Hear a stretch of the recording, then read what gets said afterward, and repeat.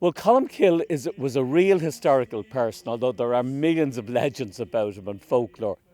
He was born about 520, almost certainly somewhere in this landscape, and by tradition where that church is. He lived then until the 590s, so he was living right through the 6th century. And he was, without any doubt, one of the most important churchmen of the 6th century. The most important thing was that he went and he founded a monastery on the island of Iona, which is a tiny little island off the bigger island of Mull off the west coast of Scotland. And that monastery became one of the greatest centres of religious and cultural and even scientific activity in the early Middle Ages. As it happens, when Colmcille went to Iona, one of the very first things the monks did there was they began to write down little notes, almost like newspaper headlines about events. And that's the very beginning of Irish history and indeed of Scottish history, the recording of these events. But then later on, when he dies, there are a number of books, if you like, written about him. I have in my hand one of the most important by a man called Elnon or Adamnon. And it's the Vita Columba, or the life of Colmcille, written in Latin about the year 700 on the island of Iona. From very early on, we begin to get solid historical facts about this man. We now think of Ireland as having one patron saint, but in the Middle Ages, there were 3 patron saints: Bridget, Patrick, and Colmcille.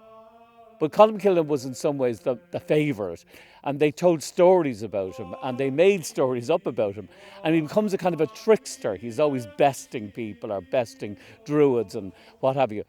So we have to distinguish always between the real historical person and this kind of fictional character who was developed, if you like, in the Middle Ages.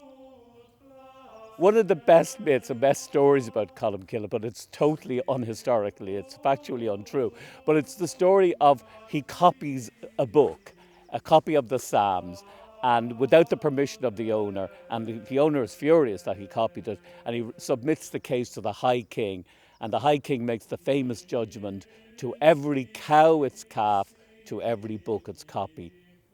People say that that's one of the oldest episodes of copyright rule. And it leads to a battle, the Battle of the Book, and then, according to tradition, that led to Colmcille being exiled in Scotland. The whole thing is a fiction, a late medieval fiction, but it's a brilliant story, brilliant piece of medieval fiction writing. By tradition, Colmcille is said to have founded the monastery of Derry. Now, the facts, I'm afraid, don't support that. They tell us that another person, a man called Fiachra MacKieran, and Fiachra was actually a nephew of Colmcille. So, if you like, there is a close relationship, and Colmcille may well have been involved as a kind of in a secondary capacity. But according to the historical records, Fiachra was the founder of Derry, but Colmcille was the man that got the credit for the job. Colmcille figures very strongly in our kind of culture, our history, all over Ireland, not just in the northwest. I mean, right down in Wexford, there are places dedicated to St. Colmcille.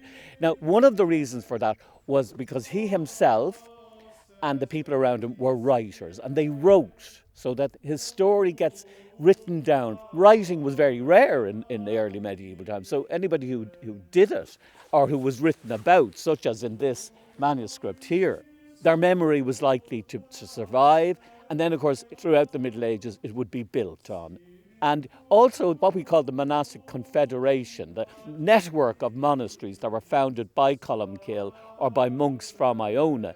These were great cultural and religious powerhouses right through the early Middle Ages. Many of the greatest treasures from Ireland, things like the Book of Kells, the Book of Durrow. In England, the Book of Lindisfarne, one of the great treasures of England is the Book of Lindisfarne. All of these were made by monks from Colmcille's monasteries. The Book of Kells is one of the great glories of world art alongside the Mona Lisa and so on.